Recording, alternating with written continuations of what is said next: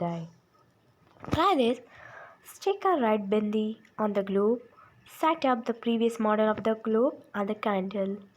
Turn the globe anti-clockwise. Note when it is sunrise, noon, on the sunset at the location of the bindi.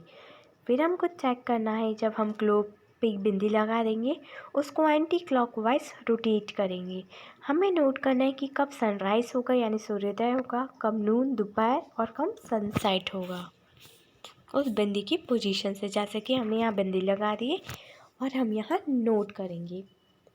After one sunrise, note when the next one occurs at the bindi.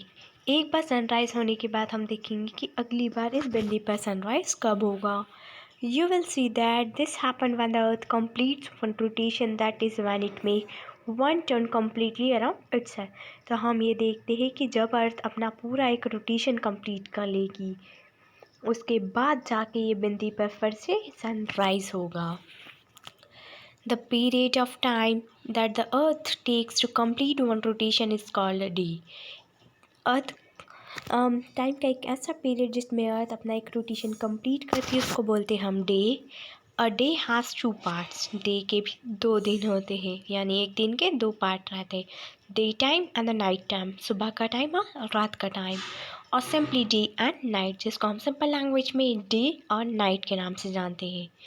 For the purpose of measuring time, we divide the whole day into 24 parts. फिर हमने पूरे एक दिन को 24 parts में बांट दिया है. Each of which is called an hour. जिसको हम हर पार्ट को हम बोलते हैं आवर यानी घंटा. The next is a year, साल. Try this. Now move the globe around the circle on the table. फिर हमको टेबल पे एक सर्कल ड्रॉ करना है और उस पर हमको इस ग्लोब को मूव करना है. As you do this keep rotating the globe and ensure that the axis do not change its orientation. जब ये ग्लोब उस सर्कल पर मूव करेगा तो हमें ये भी ध्यान रखना है कि वो जो ग्लोब है वो रोटेट करते रहे अपनी एक्सिस पर और वो अपनी एक्सिस चेंज नहीं करे. Eventually the globe will come to its original place on a circle. This shows that the earth revolves around the sun even as it rotates around itself. जब अर्थ वापस अपनी ओरिजिनल प्लेस पर आ जाएगा जैसे उसने शुरू किया तो हम देखते हैं कि अर्थ रिवॉल्व करेगी सन के आसपास और रोटेट करेगी अपनी ही एक्सिस पर. The period of time the earth takes to complete one rotation around the sun is called 1 year. एक ऐसा पीरियड अर्थ का जब अर्थ पूरा एक रोटेशन कंप्लीट करेगी सूर्य के आसपास उसको हम बोलेंगे 1 year. And there are about 365 days and 6 hours in a year. और एक साल में 365 दिन और 6 घंटे होते हैं. A leap year. Leap year क्या होता है? In the Gregorian calendar, the year is taken to have 365 days. हम लोगों ने देखा Gregorian कैलेंडर में एक साल में 365 दिन होते हैं. It means that it counts 6 hours less every year. इसका मतलब ये है कि हर साल 6 घंटे कम गिनता है. That makes 24 hours on the 1 day in the 4 year.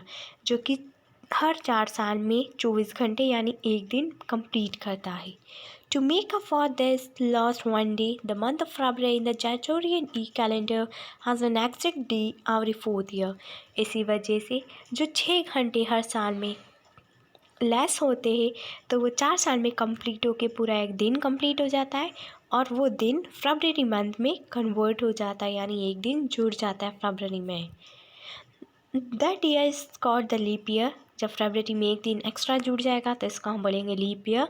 And it has 366 day instead of 365 days and February has 29 instead of 28 days. So leap year में टोटल 366 दिन होते हैं और फरवरी में 29 डेज होते हैं. So do you know that the length of the day and the night is not always equal. क्या आपको पता है कि दिन की लेंथ और रात की जो लेंथ है वो इक्वल नहीं है. This happens because the earth incline the axis on its revolution around the sun. क्योंकि ये जो अर्थ है वो अपनी एक्सिस पर इंक्लाइन करती है. In the northern hemisphere, between the 23rd March and the 22 March and the 23rd September, the days are longer than the night. जैसे कि हमने देखा है कि 22 मार्च और 23 सितंबर को दिन ज़्यादा लंबे रहते हैं रात से, and therefore it is a warmer.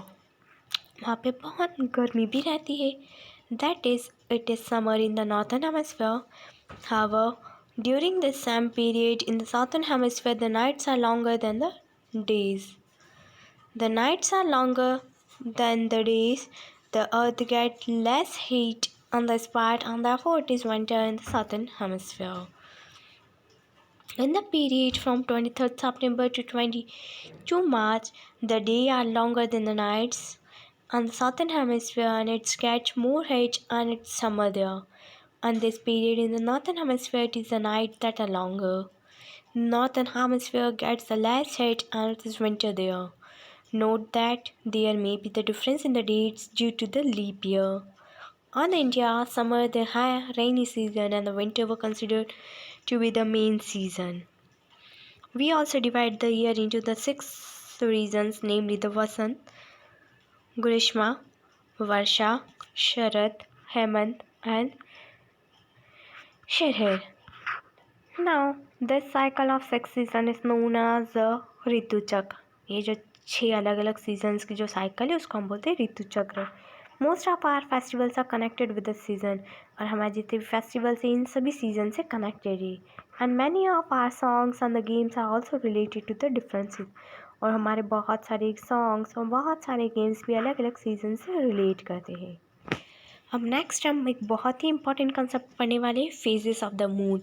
Moon के फेजेस क्या क्या होते हैं. जैसे चंद्रमा अपना आकार बदलता है. Can you tell what is the name given to the changing shape of the moon that we see. क्या आप बता सकते हो कि जब चंद्रमा अपना आकार चेंज करता है तो हम उसको क्या नाम देते हैं. And what are the names of the days on which we can see a round moon and on which we see the no moon at all. क्या आप उनका भी नाम बता सकते हो कि कौन से दिन हमको पूरा चंद्रमा दिखता, पूरा गोल चंद्रमा, और कौन से दिन हमको बिल्कुल भी चंद्रमा नहीं दिखता है. The full moon and the new moon.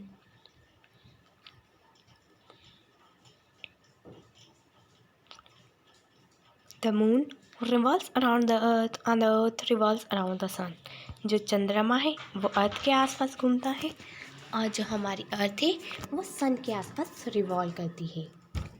However this two orbit intersect. जब ये ऑर्बिट इंटरसेक्ट करती है, as the sun, the moon and the earth are not always along a straight line. क्योंकि सन, मून और अर्थ स्ट्रेट लाइन में नहीं है. We see half of the moon surface which faces the earth. That is, from the earth we can see only the one side of the moon. The moon has no light of its own. We can see the moon because of the sunlight and that falls on it. On a full moon night, we can see the entire side of the moon that faces the earth. On a new moon night, we cannot see any of it. From the full moon to the new moon, the illuminated part of the moon seen from the earth becomes smaller and smaller. From the new moon to the full moon, it again grows bigger and bigger. These different shapes of the moon that we can see are called the phases of moon. So, हमेशा जो moon का shape है वो बढ़ता जाता है और जैसे ही मून की शेप चेंज होती जाती है उन्हीं को हम बोलते हैं phases of the moon. The lunar month and the days यानी तिथि.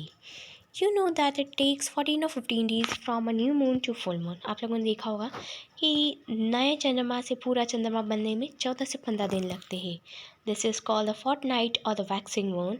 After the full moon the moon appears smaller and smaller and after 14 to 15 days it is a new moon again.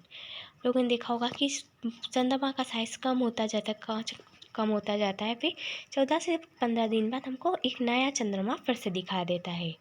This period is known as the fortnight of the warning moon. Thus the period from one moon to the next of 28 to 30 days it is called the lunar month. Every day of the lunar month is called the तिथि और हर दिन को हम तिथि बोलते हैं. यहाँ पर आपको फेसेस ऑफ मून बता रखे हैं कि कैसे चंद्रमा का आकार बढ़ता गया. द न्यू मून यानी 15 days with the full moon it is known as the waxing moon यानी शुक्ल पक्ष. With the full moon 15 days